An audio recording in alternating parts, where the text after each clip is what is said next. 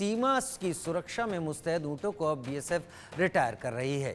जवानों के साथ अंतर्राष्ट्रीय सीमा की निगरानी रखने वाले ऊँटों को अब देश की सेवा से सेवानिवृत्ति भी मिल जाएगी।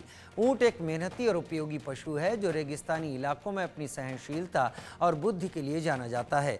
बीएसएफ ऊँटों को रिटायर करने के साथ ही उन्हें सिविलियन को देने की प्रक्रिया में किसी भी प्रकार का कोई शुल्क नहीं लेगी, लेकिन ऊँटों को लेने वाले सिविलियन से एक एग्रीमेंट कराया जाएगा जिसमें ऊँट की उचित देखभाल, भोजन और उपचार करने के साथ ही जानवरों को दर्द और यातना से बचाया जाएगा। साथ ही ऊँट से किसी भी प्रकार के माल ढुलाई, खेल या प्रजनन के कार्यों के लिए उसे उपयोग में नहीं लिया जाएगा।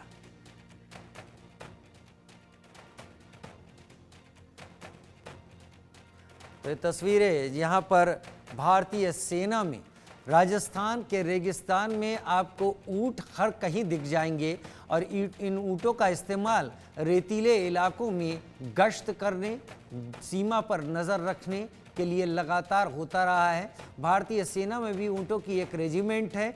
अब इन ऊँटों की सेवा से निवृत्ति का भी समय नज़दीक है, इसलिए इन्हें रिटायर किया जा रहा है और रिटायर करने के बाद इन्हें लोगों को दिया जाएगा। 16 साल की उम्र के आसपास के बाद में इनको क्योंकि रिटायर किया जाता है। पहले ऑक्शन भी किए जाते थे, लेकिन तब ये देखा गया कि हमारा कार्य सिर्फ कैमल जब तक सर्विस में है वहीं तक नहीं है, उसके बाद भी उसकी देखरेख करना और संरक्षण करना बीएसएफ की महती जिम्मेदारी होनी चाहिए। तो फिर ये एक हमारे मुख्यालय द्वारा एक निर्णय लिया गया कि रिटायरमेंट के बाद भी हम उसकी देखभाल करेंगे और अगर कोई उनको अडॉप्ट करना चाहे आसपास तो उनको अडॉप्ट करवाया जाएगा। इसी के तहत स्कीम के तहत हम लोग इसका प्रचार प्रसार करते हैं। कई लोग आगे आए हैं जो इनको अडॉप्ट करते हैं। उसकी कुछ एक शर्तें हैं, उन शर्तों को उनको मानना होता है, लिखित में उनसे लिया जाता है जिसमें सभी शर्तों का उल्लेख किया जाता है कि उनसे इस प्रकार का कोई कार्य नहीं करवाया जाएगा और उनको खाली उनकी देखरेख की जाएगी।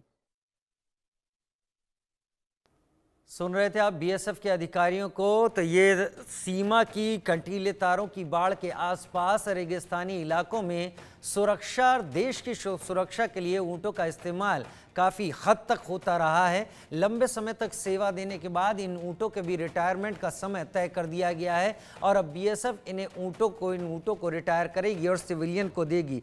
लेकिन सिविलियनों को देने से पहले उनके साथ एक एग्रीमेंट भी किया जाएगा जिससे इनके साथ माल ढुलाई करने जैसे काम नहीं लिए जाएंगे। तो ये वो ऊँट हैं जो भारतीय सेना की उस रेजिमेंट का भी हिस्सा हैं जो ख़ास तौर पर रेगिस्तान के इलाकों में सीमा की निगरानी के लिए इस्तेमाल होते हैं और वैसे भी ऊँट को रेगिस्तान का जहाज़ भी कहा जाता है। इंसानों को तो रिटायर्ड होते आपने सुना ही होगा, लेकिन अब सरहदी जिले जैसलमेर में ऊँटों को रिटायर्ड किया जा रहा है। जी हाँ, सीमा सुरक्षा बल में सुरक्षा की प्रथम पंक्ति में जवानों के साथ सरहद के निगरान इन जाबाज ऊँटों को सीमा सुरक्षा दल द्वारा जो है वो रिटायर्ड किया जा रहा है और यहाँ पर इन ऊँटों को सिविलियंस को सौंपने की तैयारी की जा रही है। जहाँ एक और ये ऊँट लगातार सीमा पर अपनी प्रथम सुरक्षा पंक्ति के रूप में जवानों के साथ निगरान रहते हैं, वहीं दूसरी ओर अब इन्हें रिटायर्ड कर सिविलियंस को सौंप दिया जाएगा। अगर सुरक्षा की दृष्टि से माने तो एक जो ऊँट है वो तकरीबन 16 साल तक काम करता है और उसके बाद जो है सीमा सुरक्षा बल द्वारा उसे रिटायर्ड घोषित कर सिविलियंस को सौंप दिया जाता है और उसके माध्यम से एक एग्रीमेंट किया जाता है जिसके तहत सिविलियंस को उसकी पूरी सुरक्षा का ध्यान रखना होता है।